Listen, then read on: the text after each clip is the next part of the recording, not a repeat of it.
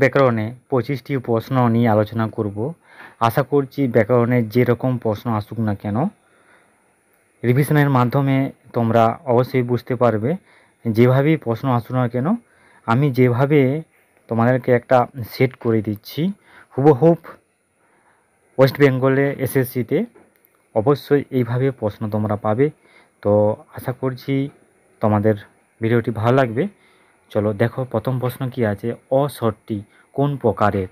এখানে 4টা অপশন দেওয়া আছে, যদি জানো অবশ্যই কমেন্ট করে জানিয়ে দিবে। তো এখানে হবে সঠিক অ্যান্সার অপশান বি, হস্র স্বর হয়ে যাবে। ঠিক আছে, আমাকে যে প্রশ্ন যদি কোনো কারণে ভুল হয় তো অবশ্যই আমাকে কমেন্ট করে জানিয়ে দিবে। তো আমরা দেখব নেক্সট প্রশ্ন, স্পর্ধা থেকে অস্পর্ধা কোন প্রকারের পরিবর্তন।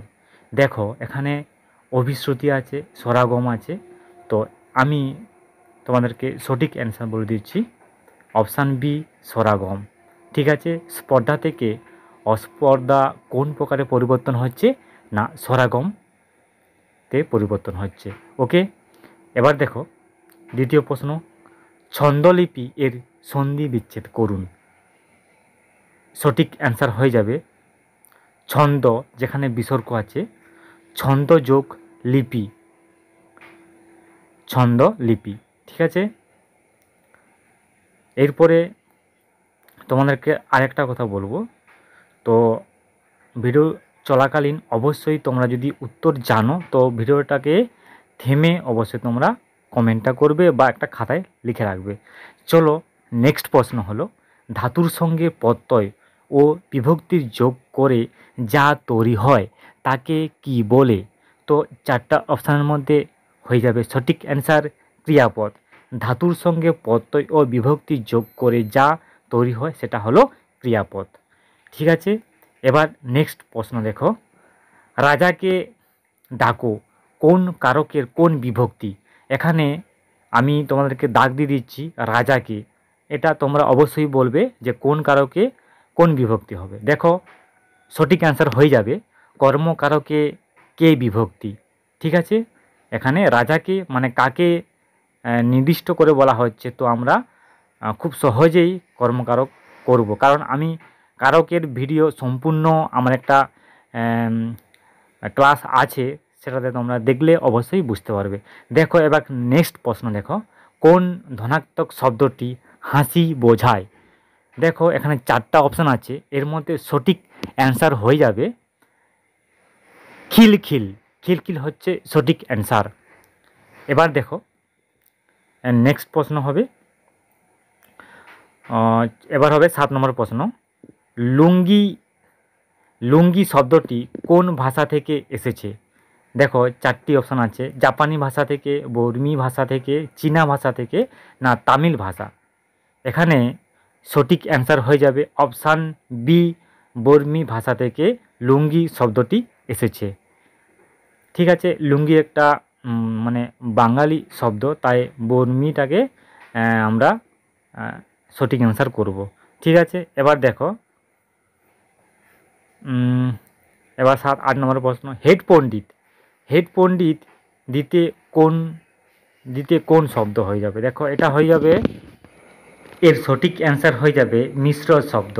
হেড পণ্ডিত একটা মিশ্র শব্দ, অপশান এ সঠিক অ্যান্সার হয়ে যাবে। এরপরে দেখো পাঠক শব্দটি প্রকৃত প্রত্যয় নির্ণয় করুন। পাঠক শব্দটি প্রকৃত প্রত্যয় হলো অপশান বি, পট যুক্ত নক, সঠিক অ্যান্সার হয়ে যাবে। তো এইখানে কিন্তু কঠিন অপশান দেওয়া থাকবে, তোমরা কিন্তু সঠিকভাবে করবে। দেখো এরপরে আমরা নেক্সট প্রশ্নে যাব। আমরা আজকে এই ভিডিওর মাধ্যমে টোটাল 25টা প্রশ্ন আলোচনা করব। দেখো 10 নম্বর প্রশ্ন, সংস্কার শব্দে কোন উপসর্গ ব্যবহার করা হয়েছে। ভেরি ইম্পর্টেন্ট এটা কিন্তু, সংস্কার শব্দে কোন উপসর্গ ব্যবহার করা হয়েছে। অপশান এ হয়ে যাবে সঠিক অ্যান্সার সম। সম সংস্কার শব্দে উপসর্গটা ব্যবহার করা হয়েছে। এবার দেখো হাতে গরম কোন সমাজ, এটা ভেরি ইম্পর্টেন্ট। তো হাতে গরম কোন সমাজ হয়ে যাবে, এটা কিন্তু অলুক তৎপুরুষ সমাজ হয়ে যাবে। ঠিক আছে, আর দ্বন্দ্ব বা দ্বিগু এগুলো তো আমরা সবাই জানি। তো সঠিক অ্যান্সার হয়ে যাবে অলুক তৎপুরুষ সমাজ হয়ে যাবে। ঠিক আছে, এবার দেখো তৈল বিনা কৈলু সান বাক্যে কোনটি অব্যয়, এখানের মধ্যে কোনটি অব্যয়? দেখো বাক্যটি ভালো করে পড়ো। তৈল বিনা কৈলু স্নান, অর্থাৎ এখানে অব্যয়টি আমাকে বেছে নিতে হবে। এখানে সঠিক অ্যান্সার হয়ে যাবে অপশান এ বিনা। ঠিক আছে, বিনা হলো একটি মানে অব্যয় এখানে। দেখো এবার নেক্সট প্রশ্ন হলো আমাতে শব্দটির বহুবচন লিখুন। অর্থাৎ দেখো আমাতে আমরা বহুবচনে পরিণত করব। দেখো আমার দিগতে, আমাতে আমাতে, তাহাদের আমাদের জন্য, এখানে আমা দিগতে সঠিক অ্যান্সার হয়ে যাবে। ঠিক আছে, এবার দেখো নেক্সট প্রশ্ন, যা সর্বাপেক্ষা লঘু, অর্থাৎ যেটা সবথেকে লঘু সেটা আমাকে এক কথায় প্রকাশ করব। দেখো অপশন কিন্তু খুব জটিল আছে। দেখো লঘিমা, আচ্ছা লঘিষ্ঠ, লঘু, লাঘব, যা সর্বাপেক্ষা লঘু, এখানে সঠিক অ্যান্সার হয়ে যাবে অপশান বি লঘিষ্ঠ। ঠিক আছে, লঘিষ্ঠ সঠিক অ্যান্সার হয়ে যাবে।